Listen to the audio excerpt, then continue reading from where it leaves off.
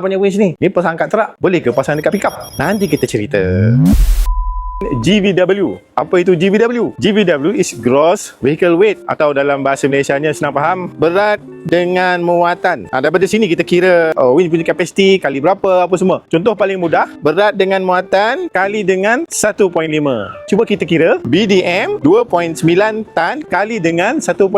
So dapat dia 4.35 tan. Kita tengok pada application product guide, kita cari yang mana dekat-dekat 4.35 tan. Di mana pula kita nak dapatkan BDM setiap kenderaan yang kita ada? Okey, dalam registration card kita pick up sekarang tak tulis pun. Yang dulu je ada. Sekarang ni kalau kita nak tahu berat dengan muatan ni, memang kena buka brochure produk lah. Brochure pick up Toyota ke, Mitsubishi ke, D-Max ke dan sebagainya. Daripada situ kita boleh nampak BDM dia berapa. Sekarang kita kira winch secara betul-betul punya kira. GVW kali dengan coefficient of dia punya drag tu. Ini mesh tau. Mesh tu maksud dia lumpur yang paling ganas sekali lah, terbenam paling habis, kali dengan GVW campur dengan gradient dia, kecondongan dia. So contoh tadi 2900 kg kali 0.52, 2 campur dengan 29 campur 0.71. So akan dapat total dia yang ini. Ini minimum winch capacity yang boleh tarik dia tadi tu, berat 2.9 tan. So kita kena buka balik buku application guide, kita tengok sini mana-mana winch yang dekat dengan capacity ni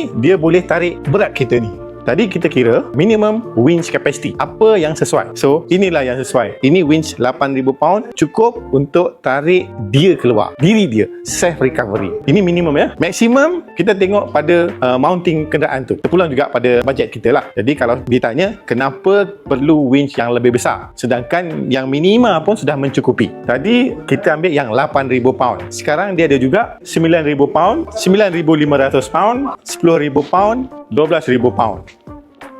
Terpulang pada bajet kita lah. Minima pun sudah boleh guna, yang besar-besar pun boleh guna. So terpulang pada kita nak recover siapa. Kalau kita selalu pergi sorang-sorang, kita namakan self recovery, boleh je guna 8,000 pound. Kalau kita nak, let's say kita ramai-ramai kawan-kawan, kita nak tolong orang, kita boleh guna je cakap 9,000 pound, 9.5 dan 10,000. Janganlah terlebih-lebih sampai 12,000 pound. Kalau kita tarik kuat-kuat, takut kita punya kenderaan tak boleh tahan. Sedangkan yang kecil pun dah boleh, kenapa nak pergi lagi besar? Kita di 4 wheel drive, kita tak jual winch ikut suka-suka je. Kita ikut spesifikasi dan kegunaan pengguna. Dan lagi satu, kita ada warranty apa semua tu dah. Lagi satu, kalau kita pilih winch, kita kena pilih ikut kesesuaian kita. Salah pilih, winch ni ada spesifikasi dia dan dia boleh menyebabkan kecederaan.